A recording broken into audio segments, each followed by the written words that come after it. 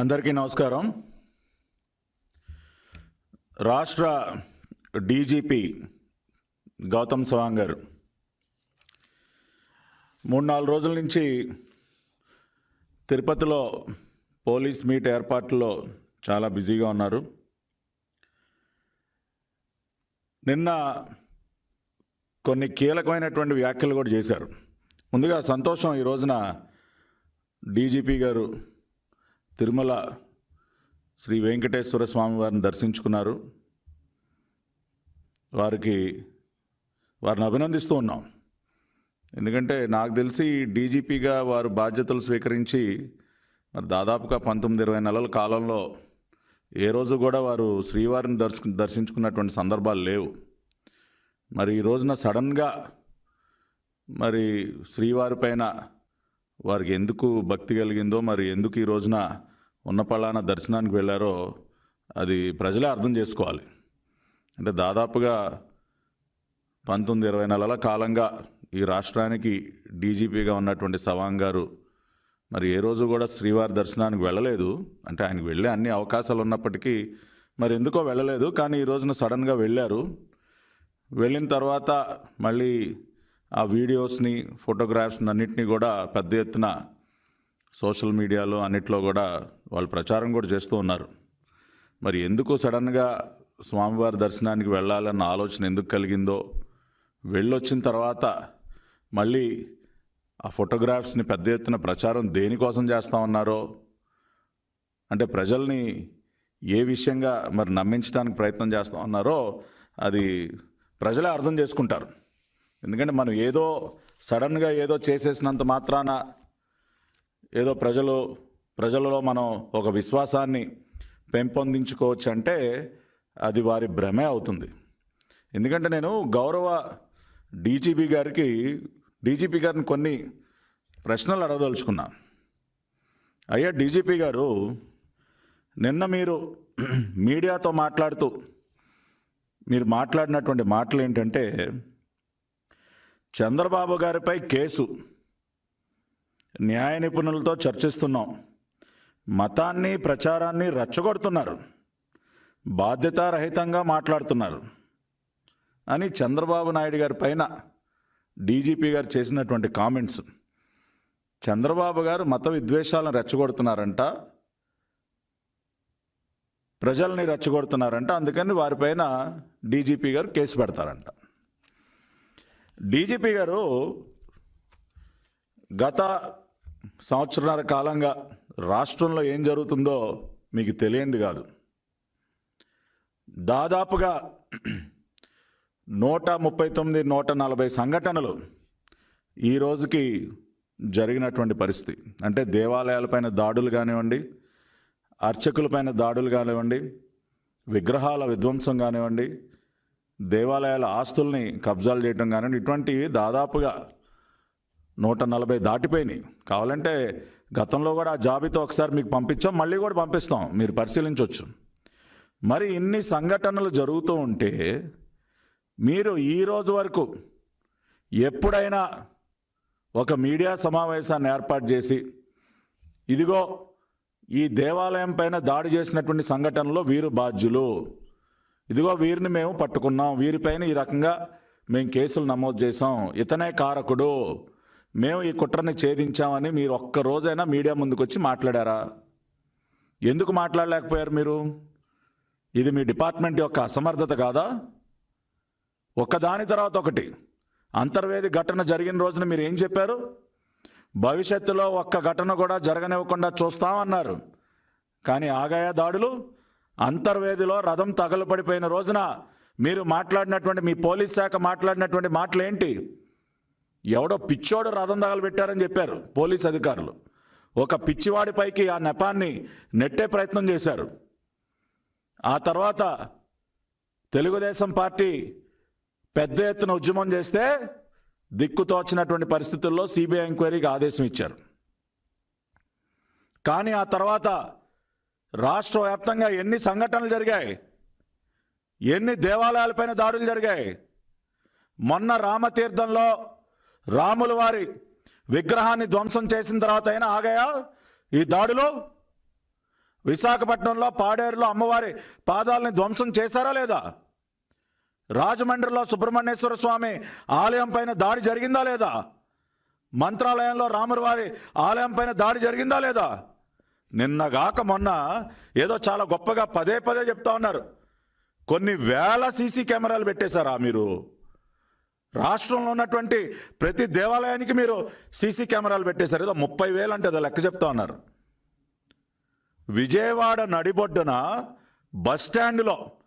Bus stand ప్రాంగణంలో 100 CC కెమెరాలు ఉన్న ప్రాంతంలో రాములవారి ఆలయం పైన దాడి జరిగి సీతమ్మ వారి విగ్రహాన్ని ధ్వంసం చేస్తే ఇప్పటి వరకు మీరు ఎవరిని పట్టుకున్నారు సార్? ఏమైపోయాయి మీ సీసీ కెమెరాలు? ఆ ఘటన జరిగి 3 రోజులు అయిపోయింది. 3 రోజులకు కూడా మీకు దొరకలేదా? మీ సీసీ కెమెరాలు పనిచేయట్లేదా? ఏదో ముఖ్యమంత్రి గారు ఏదో ఊరికి అవతల విసిరేసినట్టు ఉన్నటువంటి దేవాలయాలని మాట్లాడుతున్నారు. విజయవాడ నడిబొడ్డున ఒక బస్ స్టాండ్లో ఒక దాడి జరిగితే ఈ రోజు వరకు దిక్కులేదు.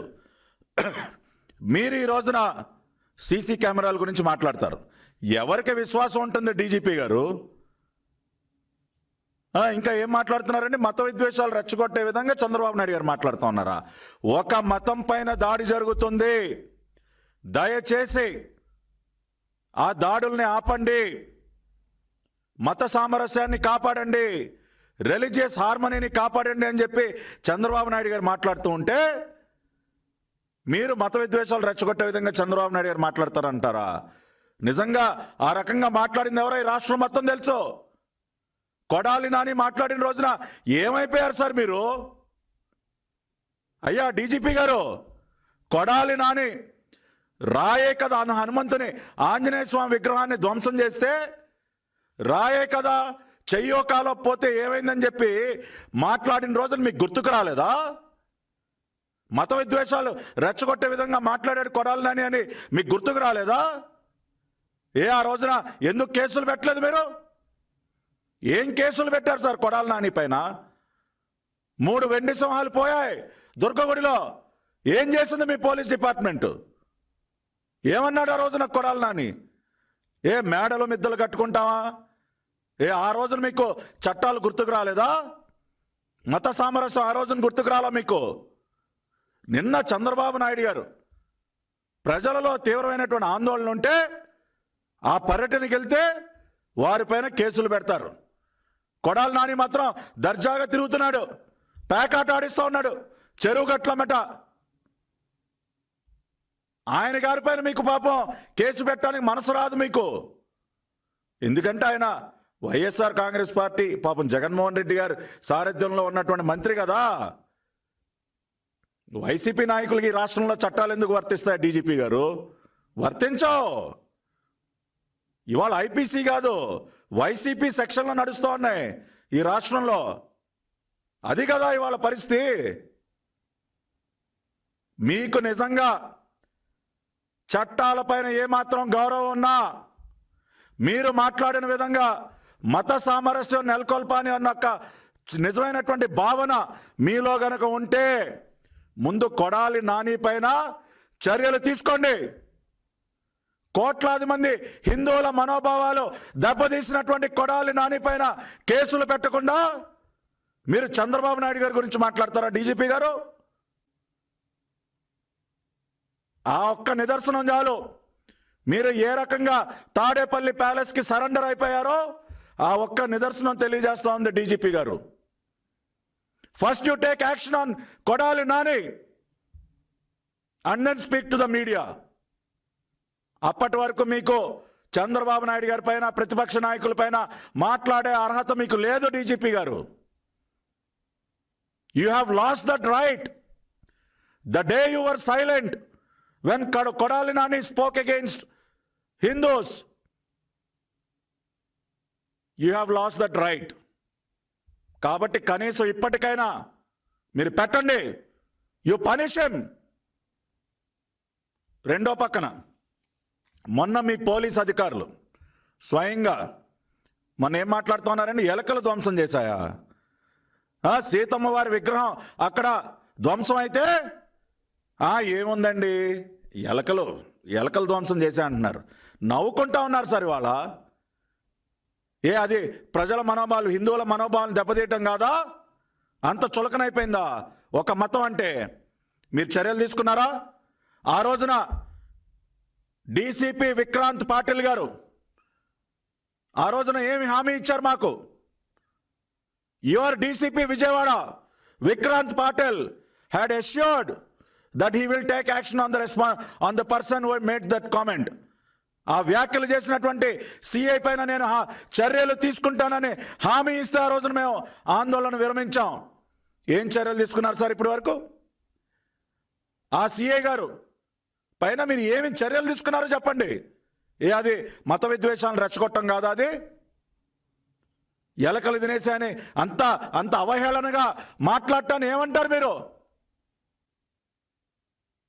తీసుకోండి. First you take action on the circle inspector who made those comments. You take action on the ACP who made those comments and then speak to the media. DGP గారు, అంటిల్ అన్లెస్ మీరు అటువంటి చర్యలు తీసుకోనంత వరకు you have no right to comment. దయచేసి అర్థం చేసుకోండి మీరు. ఇక రెండో పక్కన అండ్ ఇంకొక విషయం, డీజీపీ గారు, మీరు కొత్తగా విడుదలైనటువంటి ఎన్సీఆర్బి రిపోర్ట్ చదివారో లేదో నాకు తెలియదు, కానీ మీరు చదవండి ఒకసారి. ఆ ఎన్సీఆర్బి రిపోర్ట్లో ఏముందో తెలుసా మీకు? The NCRB report 2019 reveals that 41% of the policemen across all states and union territories against whom cases have been registered hail from Andhra Pradesh. దేశవ్యాప్తంగా పోలీసుల పైన నమోదైనటువంటి అత్యధికమైనటువంటి కేసులు ఆంధ్రప్రదేశ్ పోలీసులపైనే నమోదయ్యాయి సార్. 41% దేశంలో పోలీసుల పైన నమోదైనటువంటి కేసుల్లో 41% ఏపీ పోలీస్ పైన నమోదయ్యాయి. ఇది దేనికి సంకేతమో మీరు ఆలోచించండి. While the entire country saw 4068 cases registered against police personnel, Andhra Pradesh alone accounts for 1681 cases. ఇది దేనికి నిదర్శనమో ఒక్కసారి దయచేసి మీరు ఆలోచించండి డీజీపీ గారు. ఈ రకంగా పరిస్థితి ఎందుకు దిగజారిందో ఆలోచించండి. పోలీసు వ్యవస్థ పైన ప్రజలకు ఎందుకో నమ్మకం సడలుతుందో ఆలోచించండి. అప్పుడు మీడియా ముందుకు వచ్చి మాట్లాడండి సార్. సింగరాయకొండలో మీడియా పైన కేసులు పెడతారా సార్ మీరు? అక్కడ లక్ష్మీ నరసింహస్వామి ఆలయానికి సంబంధించి ఆ ప్రాకారంలో ఉన్నటువంటి విగ్రహాలు డ్యామేజ్ అయ్యాయి. అయిన మాట వాస్తవం అవునా కాదా? ఆ విషయాన్ని మీడియాలో ప్రసారం చేస్తే తప్పేంటండి? అవి పెచ్చులూడి పడిపోయాయా, లేదంటే ఇంకెవరన్నా డ్యామేజ్ చేశారా? మీరు ఇన్వెస్టిగేట్ చేసి తేల్చండి. మీడియా పైన ఎలా కేసులు పెడతారు సార్? అంటే మీడియా గొంతు నొక్కే ప్రయత్నం మీరు కూడా చేయాలనుకుంటున్నారా? That is not correct DGP గారు. Freedom of speech, media is the fourth estate. కాబట్టి దయచేసి నిష్పక్షపాతంగా మీరు వ్యవహరించండి. పోలీసు వ్యవస్థ పైన నమ్మకం సడలిపోతున్నటువంటి సమయంలో మీరు ఆ రకంగా ప్రతిపక్ష నాయకుని పైన అటువంటి వ్యాఖ్యలు చేయటం సరికాదు. మీరు కూడా చంద్రబాబు నాయుడు గారు ముఖ్యమంత్రిగా ఉన్న కాలంలో మీరు విజయవాడ పోలీస్ కమిషనర్గానే కాకుండా అనేక పదవుల్లో మీరు పనిచేశారు. ఏ రోజైనా ఈ రకమైనటువంటి పరిస్థితి మీరు చూసారా? చంద్రబాబు నాయుడు గారు ముఖ్యమంత్రిగా ఉన్నప్పుడు ఒక చర్చి పైన, ఒక మసీదు పైన దాడి జరిగిందా? మత విద్వేషాలు రెచ్చగొట్టే విధంగా ఏ రోజైనా ఎవరైనా మాట్లాడారా? You are there as commissioner of police Vijayawada, as an additional DG.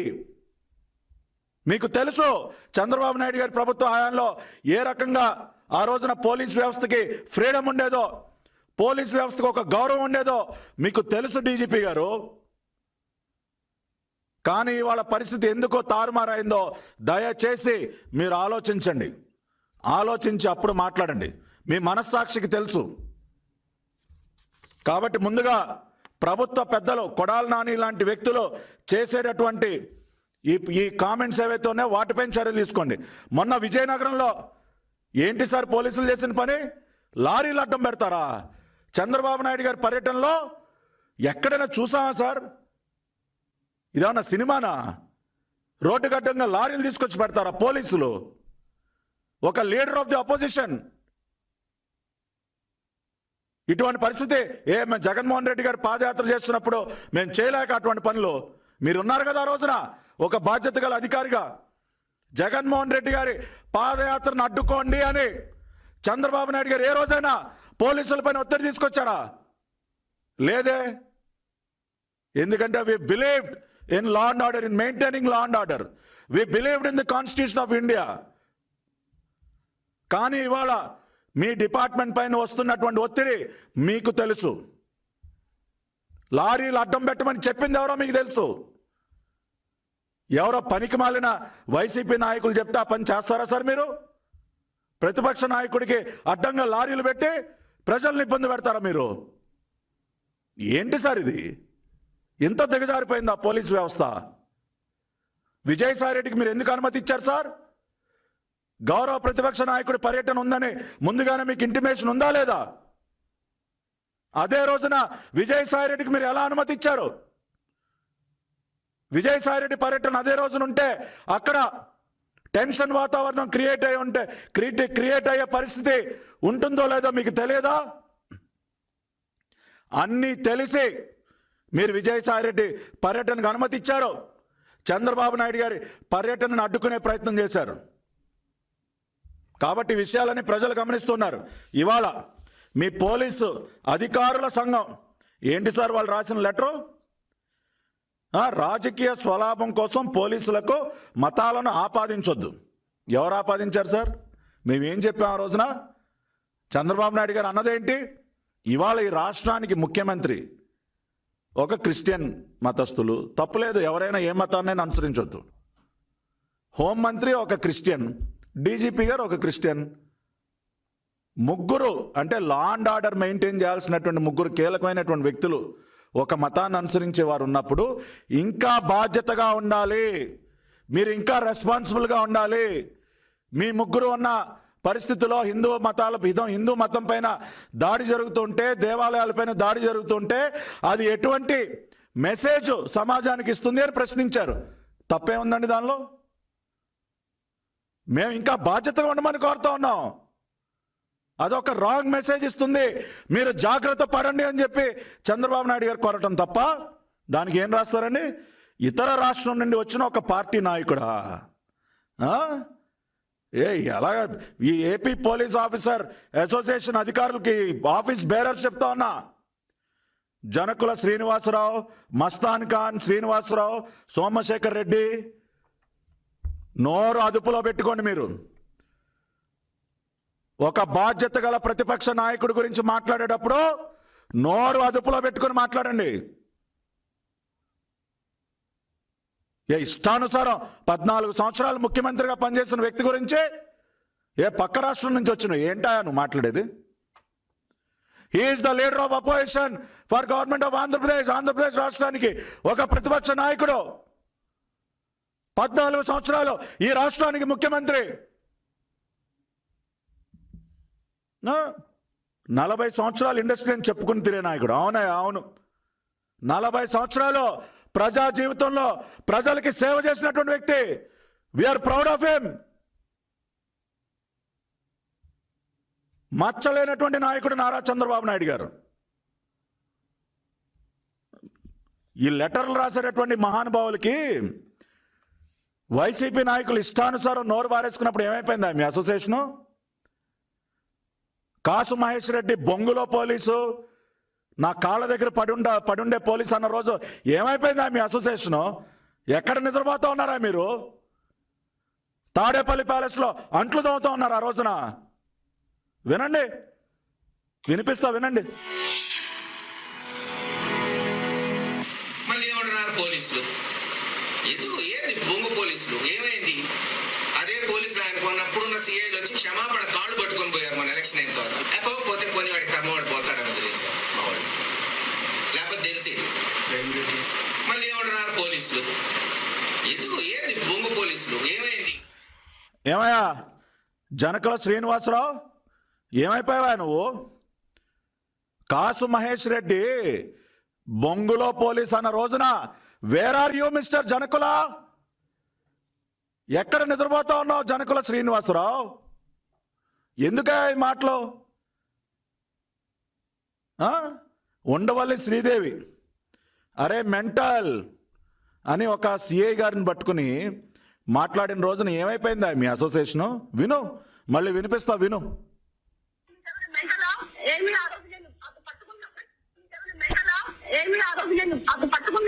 Phone చేశారా లేదా?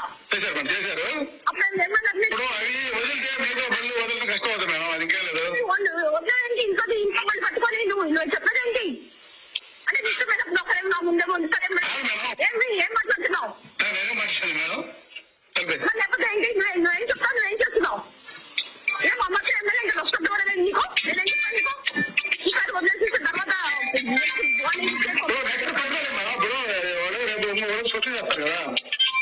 ఏమి కొద్ది అది అందరినైతే వదిలిపెట్టి ఇష్టమైనట్లు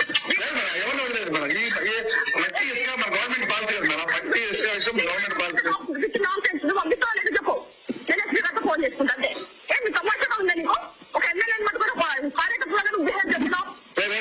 ఎవరు వచ్చి కాళ్ళు పట్టుకొని నువ్వు పోషిస్తున్నావు, అది గుర్తుపెట్టుకో. నీకు ఏంటంటే ఉండవల్లి గారు, శ్రీదేవి గారు అన్న మాటలేంటి? అరే మెంటల్, నా కాళ్ళు పట్టుకుంటే నీకు పోస్టింగ్ ఇచ్చాను రా అని ఒక సిఐ గారిని పట్టుకుని మాట్లాడితే ఏమైపోయిందండి మీ అసోసియేషను? ఆ రోజున మీ చేతులు కదలలేదా లేఖలు రాయటానికి? కాసు మహేష్ రెడ్డి గురించి, ఉండవల్లి శ్రీదేవి గురించి మాట్లాడటానికి మీ నోటమ్మట మాటలు రావా? మీరు ఈ రోజున చంద్రబాబు నాయుడు గారి గురించి మాట్లాడతారు. ఏ రోజైనా చంద్రబాబు నాయుడు గారు ముఖ్యమంత్రిగా ఉన్న కాలంలో ఎప్పుడైనా పోలీసులపైన ఈ రకంగా వ్యాఖ్యలు మీరు విన్నారా? పోలీసులకు ఆ రోజున సెల్యూట్ చేసే పరిస్థితి ఉండేది. దేశంలోనే నంబర్ 1గా ఉండేది ఏపీ పోలీస్. ఈ రోజుకి కూడా నిజాయితీ గల పోలీస్ అధికారులు ఈ రోజుకి ఉన్నారు డిపార్ట్మెంట్లో. వాళ్ళకి మేము సెల్యూట్ చేస్తూ ఉన్నాం. మీలాంటి సరెండర్ అయిపోయి జగన్మోహన్ రెడ్డి ప్రభుత్వం మోచేతి నీళ్లు తాగేటటువంటి పోలీస్ అధికారులు తప్పితే ఇంకా కూడా నిజాయితీ గల పోలీస్ అధికారులు ఇప్పటికీ రాష్ట్రంలో ఉన్నారు. వాళ్ళందరూ కూడా మనోవేదనకి గురవుతూ ఉన్నారు. ఎందుకు మనం ఈ ప్రభుత్వం కింద పనిచేస్తా ఉన్నాం అని చెప్పి బాధపడుతూ ఉన్నారు. మీరు రాసే తప్పుడు రాతలు చూసి బాధపడుతూ ఉన్నారు. ఈ రోజున నిజాయితీగా పనిచేసే అధికారులందరూ కూడా మనోవేదనకి గురవుతూ ఉన్నారు. అది అర్థం చేసుకోండి. ఇవాళ ఒక దుర్గారావు, నిజాయితీ గల అధికారి ఎస్ఐ దుర్గారావు గారు జంగారెడ్డిగూడెంలో, ఆయన మరణించిన రోజున ఏమైపోయిందండి మీ పోలీస్ అసోసియేషను? ఏం ఆదుకున్నారు మీరు ఆ కుటుంబాన్ని? ఆయన మరణానికి కారకులైనటువంటి వ్యక్తులారో మీకు తెలీదా? మీరు ఈ రోజున మాట్లాడతారు. కాబట్టి దయచేసి ఇష్టానుసారమైనటువంటి తప్పుడు రాతలు రాస్తే పరిణామాలు వేరే రకంగా ఉంటాయి. మేమేమి చట్టబద్ధంగా వ్యవహరించినటువంటి వ్యక్తులే. మేము చట్టపరంగానే మీ పైన చర్యలకు ఉపక్రమిస్తాం. ఎందుకంటే చట్టపరంగా అనేక మార్గాలు ఉన్నాయి. ఇంకా కూడా న్యాయ వ్యవస్థ బ్రతికే ఉంది. భారత రాజ్యాంగం, అంబేద్కర్ గారు ఇచ్చినటువంటి రాజ్యాంగం అమల్లోనే ఉంది. మీరేదో రాజారెడ్డి రాజ్యాంగం ఉందనుకుంటున్నారేమో రాష్ట్రంలో. కాబట్టి పోలీస్ అసోసియేషన్ అధికారులకు కూడా దేనికైనా ఒక లిమిట్ ఉంటుంది. మీరు కనుక మీ పరిధి క్రాస్ చేసి కనుక వ్యవహరిస్తే గట్టిగా సమాధానం చెప్తాం. కాబట్టి మీకు నిజంగా దమ్ము ధైర్యం ఉంటే వైసీపీ నాయకులు మిమ్మల్ని కుక్కల్లాగా బొంగులో పోలీసు నా కాళ్ళ దగ్గర పడుండు, అరే మెంటల్ అనేటటువంటి వైసీపీ ఎమ్మెల్యేలు ఉన్నారు కదా, మీరు వాళ్ళకి రాయండి లేఖలు. మాకు కాదు. మీకు ధైర్యం ఉంటే వాళ్ళకి రాసి వాళ్ళపైన మీ ప్రతాపం ఏంటో చూపించండి. అంతేగాని ఒక గౌరవ ప్రతిపక్ష నాయకుల్ని పట్టుకుని ఈ రకంగా మాట్లాడితే తెలుగుదేశం పార్టీ చూస్తూ ఊరుకోదు. తప్పనిసరిగా న్యాయపరంగా మేము ఎటువంటి చర్యలు తీసుకోవాలో ఆ చర్యలు కూడా తీసుకుంటామని చెప్పి పోలీస్ అధికారుల సంఘాన్ని కూడా మేము సున్నితంగా హెచ్చరిస్తూ ఉన్నాం. మీరు చేసేటటువంటి ఈ పనుల వల్ల పోలీస్ శాఖలో పనిచేసేటటువంటి నిజాయితీ గల అధికారులందరూ కూడా మానసిక క్షోభ అనుభవిస్తూ ఉన్నారు. కాబట్టి దయచేసి పద్ధతిగా వ్యవహరించడం అలవాటు చేసుకోండి. ఈ ప్రభుత్వం ఏం శాశ్వతం కాదు. మీరేదో అనుకుంటా ఉన్నారేమో జగన్మోహన్ రెడ్డి గారి రాష్ట్రానికి శాశ్వత ముఖ్యమంత్రి, ఈ రాష్ట్రాన్ని ఏదో జీవితకాలం వైఎస్ఆర్సీపీ పరిపాలిస్తుందని. ఈ ప్రభుత్వం ఏం శాశ్వతం కాదు. రేపు రాబోయే రోజుల్లో తిరిగి చంద్రబాబు నాయుడు గారు ఈ రాష్ట్రానికి ముఖ్యమంత్రిగా తెలుగుదేశం పార్టీ తిరిగి అధికారంలోకి రాబోతోంది. కాబట్టి ఆ విషయాన్ని కూడా మీరు గమనంలో పెట్టుకొని మీరు వ్యవహరిస్తే బాగుంటుందని పోలీసు అధికారుల సంఘానికి కూడా తెలియజేస్తూ సెలవు తీసుకుంటున్నాను. నమస్కారం.